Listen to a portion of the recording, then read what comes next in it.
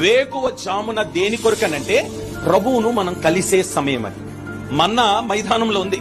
ప్రజల్ని పిలిచి దేవుడు అంటున్నాడు, వెళ్ళి ఆ మన్నాను తెచ్చుకోమని అన్నాడు. అయ్యా ఎప్పుడు వెళ్ళమంటావు?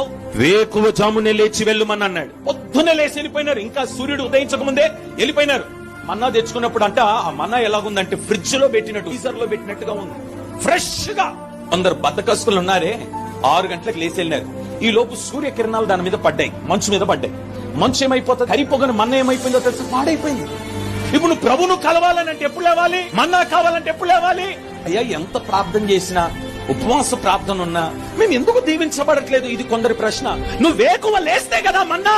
ఇప్పుడు ప్రభువును కలవాలంటే లేచి అలా కూర్చుంటే సరిపోయిందా? లేచి మోకరించు, కలుస్తాడైనా నిన్ను. ఎంత కష్టమైనా సరే, నువ్వు ఎంత అలిసిపోయినా సరే, ఒక అరగంట అయినా సరే ఆయనతో మాట్లాడు, ఆయన్ని కలువు. అప్పుడేదో కన్నీ. Download ShareChat.